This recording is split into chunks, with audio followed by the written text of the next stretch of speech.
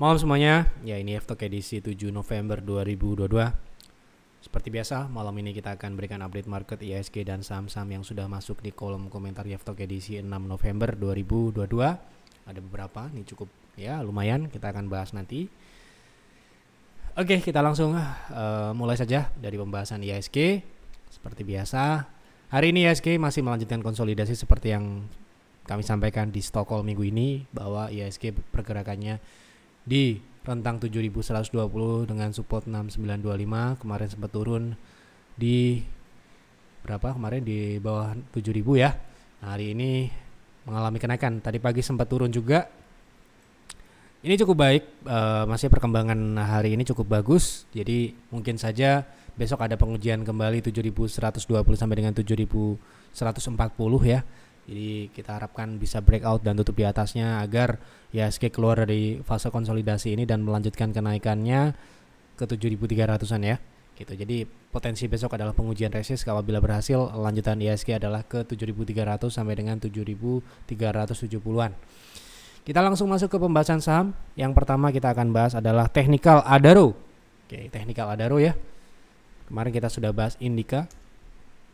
Hari ini Adaro mengalami rejection dari EMA 60 dan saat ini Adaro mungkin kondisi teknikalnya hampir mirip dengan Indica ya, fase koreksi.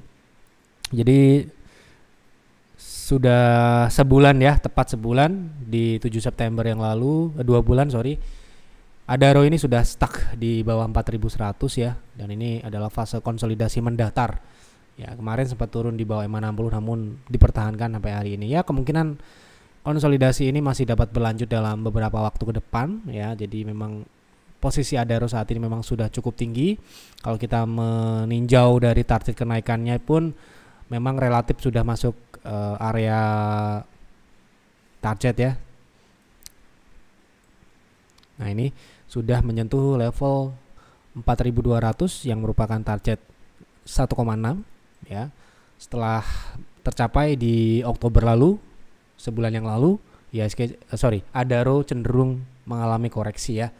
Dan saat ini konsolidasinya berada di support, tepat berada di area support ya. Kita anggap ini adalah area support yang saat ini sedang dibentuk. Jadi pergerakannya mungkin besok bisa ke area middle area, yaitu di area resist gap di 3980 ya. Ini middle areanya untuk area konsolidasi Adaro ya. Jadi kemungkinan pergerakannya masih akan bergerak di area sini dulu. Potensi upside dari harga saat ini ke middle area sekitar 3% dengan risk hampir sama ya. Kalau dia ke resist sekitar di sini juga ada gap di resist 4140 ya. Ini ada gap 7%-an ya. Jadi relatif ya sedikit menarik lah ya kalau kita lihat secara teknikal walaupun konsolidasi.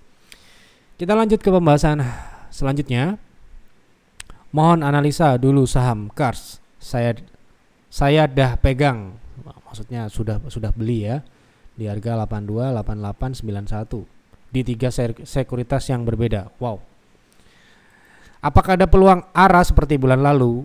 Wah, ARA saya kebetulan memang belum memiliki kemampuan untuk membaca saham ini besok ARA dan sebagainya ya. Tapi akan kita lihat coba Kars ini memiliki secara historikal dia ARA-nya seperti apa ya. Apakah sering atau hanya beberapa kali, dan bagaimana probabilitasnya kita akan coba cek ya. Karena saham ARA dan tidak itu sebenarnya yang terpenting adalah potensi kenaikannya, bukan masalah ARA. Kalau dilihat dari historikalnya saham ini ya memungkinkan karena saham ini juga secara teknikal ini tipikal saham yang super agresif ya, dimana juga sering terjadi gap down, gap up ya. Dan kalau kita lihat dari kondisi saat ini dia mulai rebound dari area support ya. Support yang saat ini dibentuk adalah 81 ya, dan 72 ini support kedua ya. Support pertamanya di 82. Jadi potensinya harusnya ini menutup gap-gap yang terbuka ya. Gap-gap yang terbuka di sini ada beberapa ya. Gap pertama di 106 ya. Apakah di situ ARA atau tidak saya nggak tahu ya, karena saya belum punya kemampuan untuk membaca saham ini bisa ARA atau tidak. Yang jelas ada potensi kenaikan gitu ya.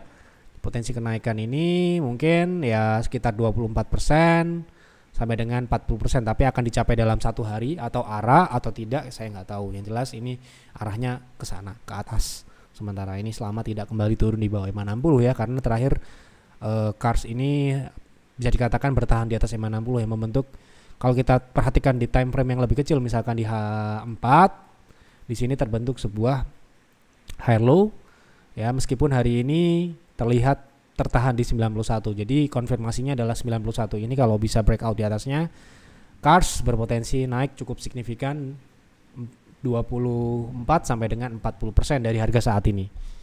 Begitu ya. Mohon bahas LPPF, apakah lanjut uptrend? Oke, kita coba lihat LPPF. LPPF sekarang ini bisa dikatakan di dalam tren naik ya. Harusnya di dalam tren naik. Sejak mencapai target turun yang sudah pernah kita bahas di JFTOK sejak 2018, saham ini turun terus menerus ya, dan berakhir di 2020 yang lalu ya kan. Jadi gini, pernah kita bahas berseri-seri, jadikan judul utama saham ini. Waktu itu turun dari 8.000 ke 4.000 sampai di bawah 1.000 ya. Nah di sini untuk LPPF saat ini memang dalam kondisi uptrend ya. Jadi saat ini LPPF sudah mematahkan tren koreksi. Ini tren koreksinya ya. Nah, kita tandai dengan trend line berwarna merah titik-titik. Ini tren yang sudah dipatahkan. Jadi tren ini berlanjut sudah sejak Oktober tanggal 7 ini ya, setelah dia naik di atas EMA 60 ya dan mematahkan tren turun ini. Jadi saat ini lanjut ya gitu. Nah, berapakah target swing terdekatnya? Meskipun ini uptrend, ini juga tipikal saham agresif. Jadi dalam proses naiknya juga ada swing-swingnya, ada turunnya juga. Nah, saat ini breakout dari 0,38, artinya potensinya adalah 0,6, yaitu di 5.500 atau 5.400 ya. Gitu. Nah, ini target swing berikutnya. Oke, begitu. Mohon bahas BMTR untuk trading jangka pendek menengah gimana? Swing jangka menengah ya, berarti kita akan menggunakan weekly ya, BMTR. Nah, apakah sudah menarik atau belum? Kalau kita lihat dari kondisi saat ini sih memang sudah berada di area support yang harusnya risknya sudah kecil ya. Kalau kita mengacu pada EMA 60, kita batasi risknya di situ kan, atau di support terakhir lah, paling tidak di 290 ke bawah atau 280-an gitu ya. Nah, di situ risknya itu sekitar 4%. Jadi harusnya menarik ya ini ya. Menarik, memang belum ada indikasi untuk naik karena transaksinya juga masih tipis. Nah, bagaimana kita menyikapi hal seperti ini? Karena tipikal kita mau swing saham ini untuk jangka menengah, tipikal trading seperti itu ya, kita harus santai, kita beli bertahap ya. Kalau maunya seperti itu. Tapi kalau Anda maunya cepet-cepet, Anda mau buy sekarang, jual besok atau 2 hari 3 hari, ya tunggulah dia terkonfirmasi rebound dengan diikuti dengan volume transaksi yang meningkat. Artinya ada partisipasi publik juga di situ. Nah, saat ini memang belum, sedang konsolidasi, artinya Anda bisa beli bertahap, buy on weakness di bawah 300 sampai dengan 290 itu, dan Anda bisa batasi di bawah 280 ya proteksinya. Nah, kalau misalkan dia bisa breakout di atas 312 dan tutup di atasnya, nah itu bisa Anda tambah posisi seperti itu. Nah, sekarang ini ya silahkan kalau mau gitu ya. Oke. Tolong bahas saham ULTJ. Kira-kira di angka berapa yang pas untuk invest minimal 2-3 bulan? Investnya lumayan singkat ya. Jadi kalau seperti ini kita akan melihat juga fundamental, karena invest sekali lagi ya. Invest di sini, kata-kata invest ini bukan main-main ya. Kita komitmen jangka panjang ya, nggak cuma 2-3 bulan seharusnya ya. Jadi kalau 2 sampai dengan 3 bulan itu tercapai, ada saham investasi kita di peer dan peers dalam waktu 1 bulan langsung mencapai TP atau naik 100%, kita ambil contoh misalkan seperti ini. Tapi apakah kita mengharapkan kenaikan dalam waktu singkat? Tidak. Tapi kebetulan market memberikan profit kita dalam waktu yang singkat ya, ini ya. Ya, kita invest ini dalam waktu yang singkat. Ini sedikit edukasi sebelum kita lanjut ke pembahasannya ya. Jadi misalkan kita lihat dari contohnya gitu ya. Kita lihat contohnya itu investasi jangka pendek itu sebenarnya kurang tepat. Mindset yang ingin hasil waktu dalam 1 bulan, tapi kita harus melihat itu dalam beberapa tahun ke depan. Seharusnya seperti itu, karena kalau misalkan kita mengacu pada 1 bulan 3 bulan itu memang masih dalam kategori ya kita cocoknya trend following lah ya. Kalau sahamnya uptrend, nah seperti ini ya. Kita invest ini di 11 Juli di harga 110. Nah sedangkan setelah Juli ya, ini Juli ya, langsung naik ke angka 250. Bahkan sekarang ini sudah mengalami kenaikan 200% ya, gitu dalam waktu ya bisa dikatakan dalam beberapa bulan lah ya, tidak sampai 1 tahun. Tapi ketika kita memilih saham ini ya, view kita bukan seperti itu, bukan beberapa bulan ya. Kita harus siap hold saham ini perform atau tidak sampai dengan beberapa 1 tahun, di atas 1 tahun ya kan, itu. Nah, tapi kita coba jawab lah ya. Jadi pertanyaannya tadi terkait saham WLTJ. WLTJ ini seperti apa? Apakah menarik atau tidak gitu ya? Secara fundamental kita harus cek dulu. Ketika invest, sekali lagi kalau saya akan komit beberapa tahun ke depan, meskipun mungkin dalam waktu jangka pendek kita akan diberikan hasilnya dalam waktu yang singkat, lebih singkat daripada ekspektasi kita. Karena kita melihat teknikal juga ya kan. Nah di sini dari sisi pertumbuhan, sebentar kita lihat dari sisi operasional dulu ya. Dari operasional sebenarnya ULTJ ini cukup baik ya pertumbuhannya. Memang di 2020 wajar terjadi penurunan ya. Kemudian di kuartal 1, kuartal 2, kuartal 3 ini revenue tumbuh cukup baik. Namun untuk bottom line-nya pertumbuhannya sayangnya kurang terlalu baik ya. Ada 2 kuartal yang merah di sini.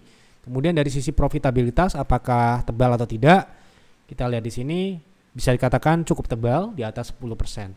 Jadi secara fundamental sebenarnya emiten ini bisa dipertimbangkan untuk investasi. Secara singkat ya ini ya, saya belum melihat meninjau secara menyeluruh ya kan. Kita harus komparasi juga dengan kompetitor-kompetitornya juga.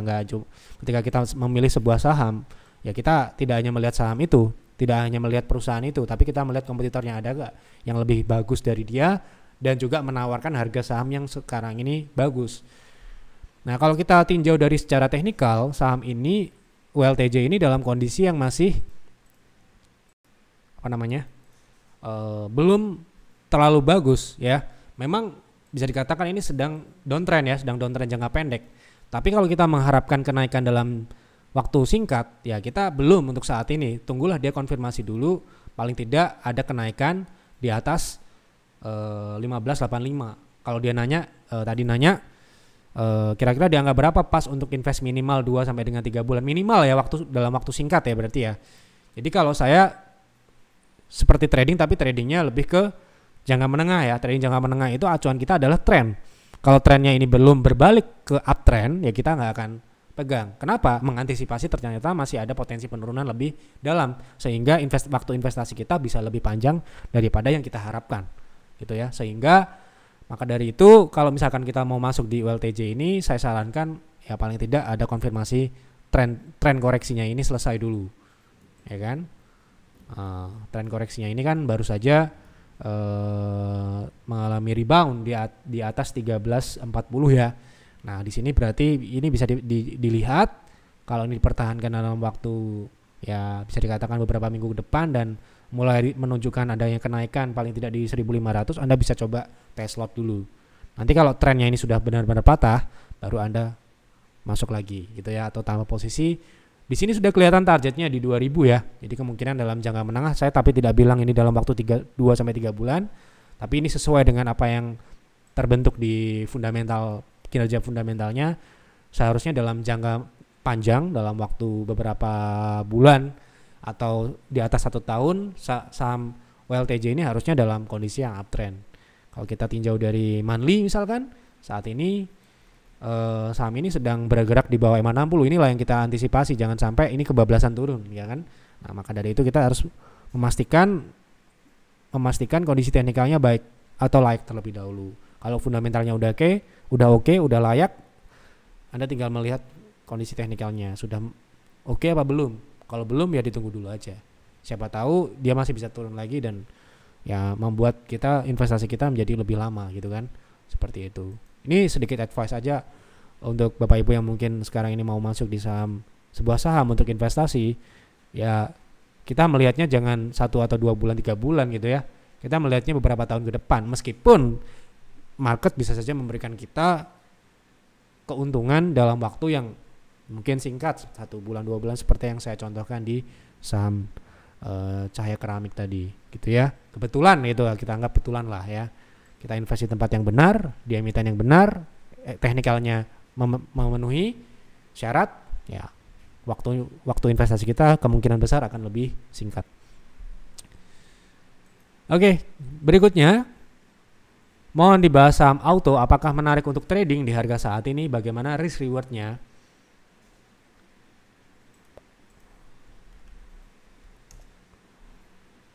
Untuk auto ini sekarang ini sedang menguji EMA 60 untuk monthly ya, jadi jangka panjangnya ini sedang diuji resistnya. Kalau untuk jangka pendek trading ya, sekarang ini sepertinya baru saja breakout ya, baru saja breakout. Jadi kalau mau masuk mungkin ada retest dulu 1400 sampai dengan 1380 dulu ya. Kenapa begitu? Kita bersihkan dulu ya. Karena saham ini tipikalnya seperti ini ya. Kita harus tahu, tipikal saham ini kalau sudah naik, dia turunnya juga signifikan ya. Seperti ini ya. Nah, ya kan? Jadi wave-nya ini agresif ya.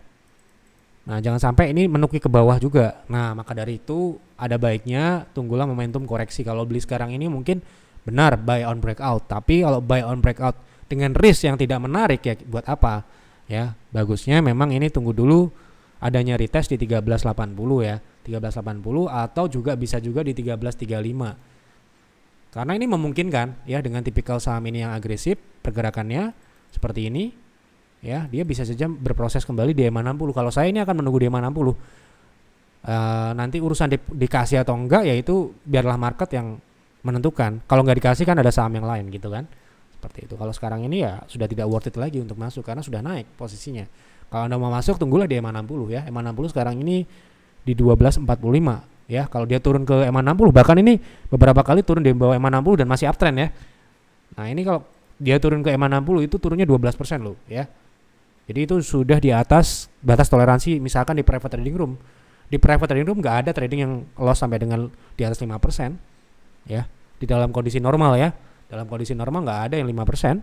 Ya, bahkan di 1% 2% pun kita akan sikat ya kan. Kalau misalkan teknikalnya memang tidak memungkinkan untuk sesuai dengan plan mencapai TP ya. Seperti itu. Nah, maka dari itu ini secara teknikal ini sudah naik dan karakteristiknya agresif, sehingga kalau saya akan menunggu dia turun lagi. Terkait itu dikasih apa enggak ya urusan nanti. Ya, sekarang cari-cari yang lain dulu, ini dipantau dulu aja. Karena sudah telat. Menurut saya seperti itu. Mohon dibahas PNBS untuk re-entry, risk rewardnya untuk ditradingkan apakah menarik?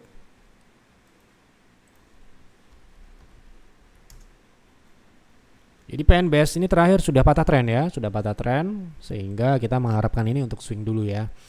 Nah, potensi swing saat ini memang di EMA 60 ini ya kebetulan sudah tercapai. Nah, kapan lagi menarik kalau dia bisa berhasil tutup di atas EMA 60? Artinya ini false break kan. Kalau false break kita bisa mengharapkan dia ini bisa naik ke angka 100 lagi, 22%. Tetapi sekarang ini lihat dulu, kalau dia bisa naik di atas EMA 60, Anda bisa batasi risk itu di EMA 60-nya ya. Anda bisa batasi di 79 atau di 77, 5% ya. So, sekarang ini dia sudah naik, hari ini sudah naik 3%-an. Jadi kalau misalkan dia bisa naik lanjut di bawah, di atas 82 atau di atas EMA 60, Anda bisa ikuti itu dengan batasan proteksi di bawah EMA 60. KIN masih hold modal sama dengan PTR. Kira-kira besok bisa TP2 nggak ya? Saya sih pengen hold sampai maksimal. Bisa ke berapa ya? Trim. Oke. Kita lihat KIN. KIN hari ini mulai bergerak naik dengan volume yang cukup signifikan. Dan kita lihat di sini ada perubahan di MACD, Golden Cross MACD. Ini indikasi yang cukup baik, di mana kalau misalkan saham ini terjadi Golden Cross ya, seperti misalkan terjadi di September yang lalu, akselerasinya cukup kencang dengan volume yang meningkat ya. Dan di sini hari ini terlihat breakout ya, selain Golden Cross, KIN ini breakout dari 745. Ini adalah indikasi yang cukup baik. Kedua, tren koreksinya juga sudah dipatahkan, sehingga ini merupakan momentum ya, momentum untuk KIN melanjutkan kenaikan. Kalau saya KIN masih sama dengan pembahasan sebelumnya, saham ini baru saja mulai uptrend, baru saja perform ya. Jadi menurut saya ini tidak akan menjadi sudah menjadi saham beggar ya tahun ini. Karena saham ini sudah mengalami kenaikan 100% ketika dia menyentuh 900 ya. Jadi saham ini sudah mengalami kenaikan sejak Januari, itu sudah menyentuh 100% kenaikan saham ini ya. Jadi sejak Januari itu kan harganya masih di angka 440 ya, 440 ini ya. Nah, sudah mengalami kenaikan 100% di bulan September yang lalu. Nah, sekarang ini adalah proses koreksi, dan koreksinya sudah selesai dengan terbentuknya bullish sandwich ini, berpotensi untuk melanjutkan uptrend ya, dan target kita masih sama di 1015. Tapi kalau ikut PTR, saya sarankan tetap jalankan trading plan-nya. Ya, hari ini sudah mencapai TP1, kita beli di 705 ya. Sebenarnya bisa saja beli di bawah 700 ya kemarin ya. Kita beberapa kali entry di saham KIN ini di 675, 670, 685 ya. Dan terakhir yang kita masuk di tanggal 1 kemarin, kita masuk di 705, 710 ya. Dan hari ini naik ke 755 karena di sistem juga sudah mengindikasikan saham ini memang berpotensi untuk melanjutkan kenaikannya. Target kedua di 805 harusnya ya dalam waktu dekat lah. Saya nggak bisa janji besok atau besok sesi pagi atau sesi siang. Yang jelas saat ini sangat memungkinkan untuk KIN melanjutkan kenaikan ke 800-an, 860, 800 ya 900 ya. Dan berarti itu adalah kenaikan ke angka 100%. 100% kenaikan di tahun ini ya.